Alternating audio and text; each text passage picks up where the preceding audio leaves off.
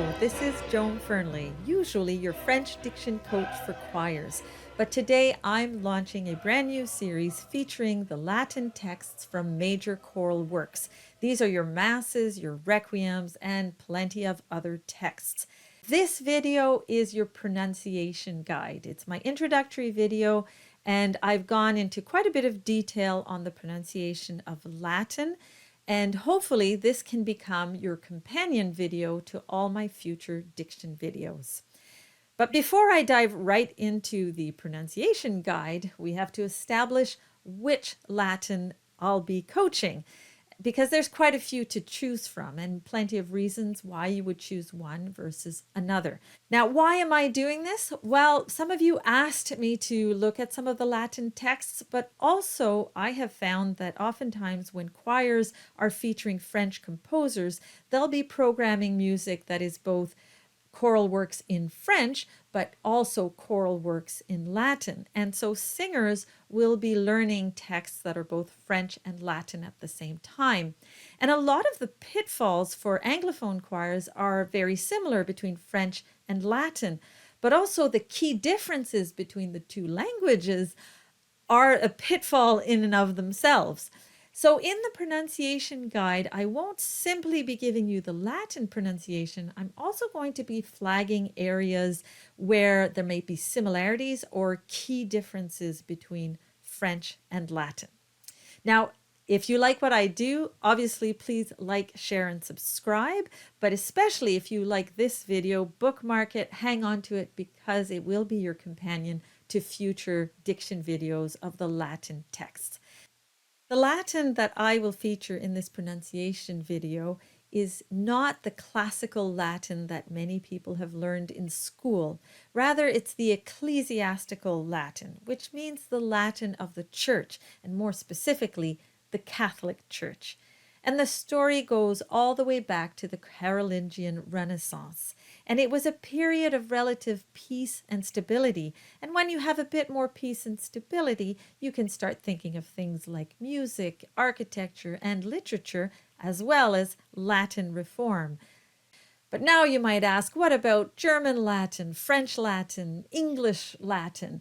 Well, all of those Latins are indeed ecclesiastical Latin, but a lot of time has passed since the Carolingian Renaissance, and so that ecclesiastical Latin took on the flavor of each country. Going back to the fact that we're speaking about the Catholic Church, the more standard Latin is the Italian Latin, otherwise known as the Italianate Latin, or some might say Roman Latin. And that points to the fact that the Pope is the Bishop of Rome. And that goes all the way back to the beginning of Christianity with the story of Jesus handing to Peter the keys to the church. St. Peter is considered the first Bishop of Rome. So the default Latin pronunciation, arguably, is the Italianate Latin pronunciation. And essentially that gives you the key to sing just about any sacred choral works in Latin using the Italianate pronunciation. So whether you're singing something that's quite ancient, something a bit more classical like Mozart or Fauré's Requiem, or anything out of this book that many of you have probably seen, you can use Italianate Latin. For the pronunciation guide, I will begin with vowels and some vowel combinations, followed by the consonants. And everything will be in alphabetical order so that you can find your way around this guide very easily. The other thing I want to mention is that I've simplified the phonetic symbols. I've removed the arc that you'll often find on top of combination letters. And I did this to really simplify the visuals, because I found that sometimes the font sort of smushed everything and it was a bit harder to see the letters. So now let's begin with single vowels. The single vowels in Latin are very much like Italian vowels, because we're talking about Italianate Latin. In choral singing, you can really boil them down to 5 sounds, and we'll go through each one of them one at a time, beginning with ah. And so the Latin ah is very much like the Italian ah. It's just this middle of the road ah sound. And here's a spot where I really need to bring up the French, because in French we have an ah sound as well, which is a much more open sound ah, as in cap. Then we have the more closed sound which matches closer to top, which is ah. And then you have the longer ah sound, oh, which is very dark and rarely used in French. So it's not really going to be an issue here. So I'll take that out for now. What I want to point out is that the symbol, the phonetic symbol that we use in Latin and the one that's used for the very open ah in French is the same one. But just bear that in mind that it's not the same sound. Latin has ah and French has ah. We're actually closer to that more closed one, but truth of the matter is it's somewhere right in the middle. So this is your Goldilocks moment. You don't want it too open or too closed or dark. You need to be somewhere right in the middle. And a really great word to get that right and to never forget is to simply say eureka, just like Archimedes in his tub. Now I know this is Greek, but it's going to help your Latin. So simply say eureka and you will hit that ah, probably just in the sweet spot. So we have words here like Gloria, Hosanna, and Adoramus. Next up, we have the letter E, where the sound is somewhere in the middle of and E. But we use the symbol for the sound the more open sound. But really what we're trying to get is somewhere in the middle. We want an sound. So not as in French, rather we want One of the words that you can use is bed. Another thing to mention about this letter E is that this is where many diphthongs will slip in. And so there are no diphthongs with the letter E, so it's not A. So for instance, up on the screen we have Kyrie, deprecationem, and credo. Next up is the letter I, and this one's really straightforward. It's just the sound like B. We have words like nobis, vitam, and hymnus. And notice that we have a Y there. So the letter Y is pronounced just like I. And then we have the letter O, which is just like go. But here I want to bring up the French because the French has this same O sound, but we also have a more open O sound, and just again very similar to top. Again, the ah and the o, the open o, are actually very similar. And then we have the long o as in rose. So keep in mind that for Latin diction you're looking at that very straightforward o sound. Up on the screen we have nobis, credo, and domine. And finally the letter U, and the letter U is a ooh sound, just like an owl says whoo. And interestingly, the word for owl in French is hibou, but you'll notice that it's spelt O-U. And so this is another important distinction between Latin and French.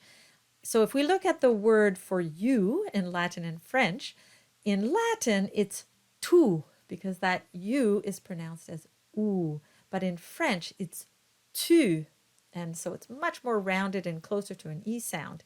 So we have examples on the screen. We have unigenite, Jesu, and unum. Now you'll also find U between a Q and a vowel, or between a G and a vowel. And in this instance, the U belongs to the consonant. It doesn't belong to the vowel. So this is something we're going to discuss a little bit more in the section on consonants. Next up are double vowels. The basic rule of thumb is that you keep the original sound of each vowel. So for instance, you get meam, mei, mortuos, deum, and tua. The other thing worth noting is that you might, in some instances, put a bit more emphasis on the first of the two vowels, especially when they are at the beginning of the word, such as meam or tua. Now here again, you want to be careful that you don't introduce a diphthong after the sound. And this is something that happens quite a bit, not just with English choirs. I hear it with French choirs as well, because it's very tempting to put a sound between the two vowels. So what might happen, you might get meyam, mei and deum. So it's like you've thrown in a Y in there. These words are worth practicing a bit more diligently. And remember, you're going for a sound like bed and not say. Next are a number of cases that don't quite follow the basic rules. First, we have ligatures, and ligatures are basically two letters that get tied together. Now, in Latin, we have the OE and the AE ligatures. The two vowels together produce a single sound. They produce the sound E. And so these two words become celi and eterne. And we can add in the extra E in the middle of eterne just to show that actually it's the same sound, eterne. Next, we have EI in Kyrie eleison. Now, this is Greek, and it's a special case. And the best way I can explain this is with an excerpt of Mozart's Coronation Mass. And we'll look at two excerpts. In the first one, the word actually begins on the previous page. We have the E already, and we go into a le sound, and then into an E sound, and then we have son. And Mozart basically spelled it out for us. There are no questions here. The sounds are very, very clear. But in this next example, the LEI is written together. And he's even tied, he's put in a tie between the two notes, or rather a slur between the two notes, indicating that he doesn't want you to split the sounds up. So how would you pronounce this eleison in this case? Well, you have a couple of options. Oftentimes, these situations happen very quickly, and there isn't much time to actually get your words out. And if you have a large choir, if the hall is very echoey and so on, you might need to really simplify your pronunciation and simply drop the I altogether and just simply say eleison.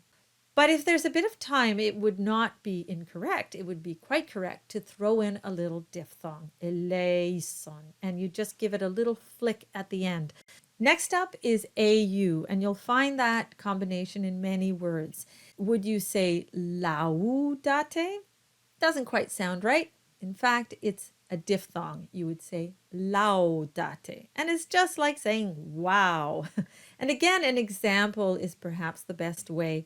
Once again, calling upon Mozart in his Laudate Dominum from the Vespers. And here we start with an ah sound, la. And then the ow, the diphthong, comes right at the end, right before the da sound. And then we get to t. So you have two clear ah sounds and with a little diphthong, laudate.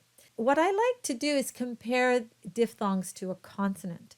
The diphthong actually belongs to the next syllable. It's a really good way to think of it because it will mean that you're less likely to anticipate the diphthong too early, which is something that tends to happen. Sometimes we get, especially in long phrases, we get laudate, and that's when you get the two vowels sneaking in rather than a diphthong. So it's best to think of the diphthong and the next syllable to be connected, laudate. Next is whether or not there's any nasality in Latin.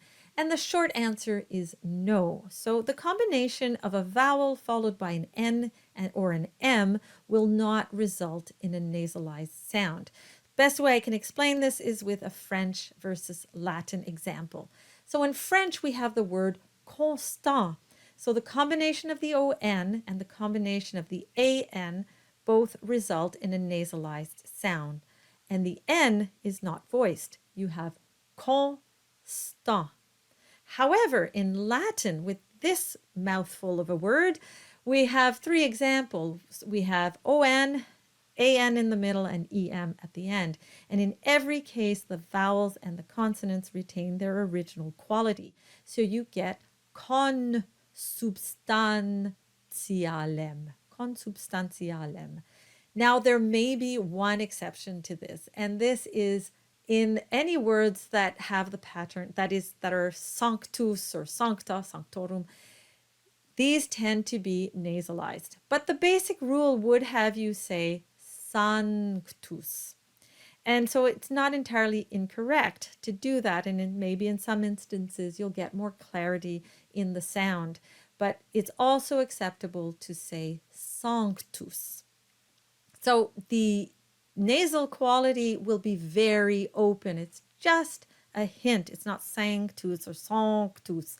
It's sanctus. Now we're going to turn our attention to consonants. And I am going to go over all the consonants in alphabetical order. But of course, I won't spend much time on the ones that are pronounced exactly as they would be in English. So beginning with the letter B, that one is pronounced just like in English. So we'll skip over that and go straight into the letter C. Now, C is a bit trickier, but to simplify things, you can think of it as a continuum going from hard to soft. Same thing as in French, the letter C goes from hard to soft. In Latin, we have three options. We have a K sound, as in cat. We have a Ch sound, like cheese. And we have a Sh sound, like shine. So let's look at those a bit more closely. In front of an A, O, U, or in front of a consonant, the C will be a hard C. It will be a K sound. So you get words like confiteor, seculi, credo, and cherubim. Then you have the Ch sound, and that's in front of an E, an I, as well as in front of the ligatures, because those ligatures behave like an E. So you get pacem, dicit, and celi. But how would you pronounce a double C as in this word? Well, in this case, you get eche, and it's the ch sound that dominates, and we don't do an extra C. We don't do ecce. In this Roman Latin, we do ecce. Now, some people will stick in another T in the phonetic symbol so that to convey the idea that you might do ecce, you might get that sort of lift, and that might be dictated by the music you're singing, the rhythmic needs of the music. Finally, we have the sh sound when you have the C between an S and an E or an I. And so you get words like ascendit and suscipe. Now I have to add the X in there as well because X has a built-in S in there. So it also applies when the C is between an X and an E or an I. And so you get the word that everybody trips over, and it's excelsis. The C now takes on the sh quality, the soft sh sound, because it's between the X and an E. Now it's important to note that the A and the O that relates to the K sound is not the same thing as the rule with the ligatures, because the ligatures mimic the E, the sound. So they'll take on the rules that go with the E and not the rules that go with the A and the O. And the same thing applies when you're working out words that would have the sh sound. And again, the ligatures, because they behave like an E, you would also add that to the rule for the sh sound. Next, we have the letter D, and that is the same as English. So we'll skip over that, go to F, and again, that's the same as English. And now we're into G, and G is a lot like C. It has the similar hard to soft quality. So you have a hard G as in go. You have a middle of the road G as in James. And then you have a very soft G that is a lot like the NG at the end of the word sing. But you throw in a bit of an N before that. So it's this elongated ny sound. So it's NNG. It's going to be a bit clearer when we look at some words. Also worth mentioning is that we have an extra sound. We have this GW sound, just like saying guacamole. So let's look at some examples. In the hard G's, it's the same thing as the hard C. It's when G is in front of an A, O, U, or consonants. So you get words like ego, singulos, and congregationem. Then you have the GW sound, so that's a GU followed by a vowel. So you might have sanguine and lingua. Then we have that middle of the road G sound, and that is when the G precedes an E or an I, and you get agimus and unigenite. And finally, you get that ny sound in words like agnus and magnam. Next is the letter H, and H is silent. So this word is pronounced Osana. And these words are pronounced Cherubim, Sabaoth, and Christe. Now there is an exception to this rule, and it's in two cases where an H is followed by an I, and it's these two words that are pronounced Miki and Nikil. Next, we have the letter J, and the phonetic symbol looks just like a J, which can be a little bit misleading, but it's the Y sound as in yes. And so you get examples such as Jesus, judicare, and cuius. Now, it's good to note that sometimes that J will be written as an I. It happens rarely, but it does happen now and then. Next, we have the letter K, which is pronounced just as in English, and it's an imported letter. It is Greek, just like the word Kyrie. Next, we have the letter L, also pronounced the same as in English. And then we have M and N, also pronounced the same as in English, but it's worth noting that they don't create a nasality as they would in French. And so there, as I mentioned in the vowel section, you won't get that nasality. And so you get words like filium, omnes, and pleni. Next, we have the letter P, same as English, and even PH is the same as in English. It's pronounced like an F, prophetas. Then we have Q, and Q never travels alone. It always travels in the company of U. And so you get the sound qu as you would the word quick, or a duck saying quack. And it's very similar to the GU that we saw earlier. So we get words like qui, quem, and aquam. And so the U belongs to the Q. It doesn't belong to the vowel. Next, we have the letter R, and R is the same as Italian, and it must be rolled. So you get words like gloria, patris, misericordia. Next, we have the letter S, and we have two options. We'll often see a soft S as in sedes and altissimus, or when the S is between two vowels, you'll have a bit more of a Z sound as in Jesu and resurrexit. However, there are those that will argue that there are no Zs in Latin and that all your S's should be pronounced as the soft S. And in this case, you would have Jesu and resurrexit. And I have sung Latin this way for many, many years. But some will also say that the Z sound that you're going for is more of a softer Z sound. And it sounds a bit more like the word misery as opposed to going to the zoo. So it's just the emphasis placed on the vocalizing of the S sound, which is closer to a Z sound. So you would get a very soft production of a Z sound as in Jesu and resurrexit.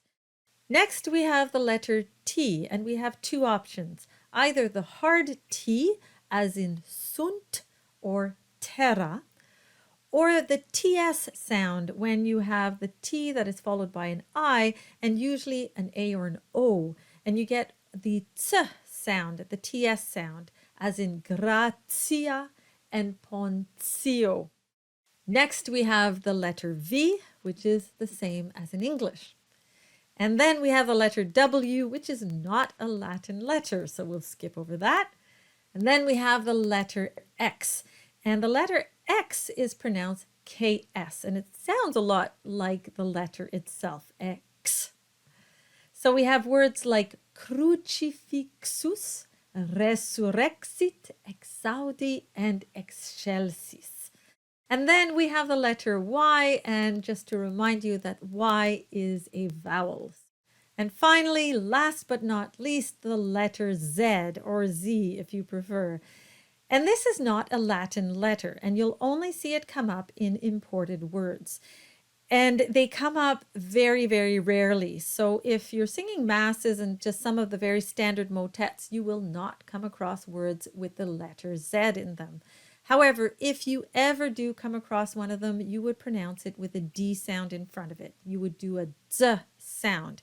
And in the Lamentations, the Hebrew numbers are sung, and one of them is Zayin, and it's pronounced Zayin when you're singing in Latin. So I'm not saying this is a correct Hebrew pronunciation, but it's the pronunciation you would use in the Latin arrangements of the Lamentations. Well, there you have it, my most complete yet perhaps not exhaustive pronunciation guide for ecclesiastical Latin using the Italianate pronunciation.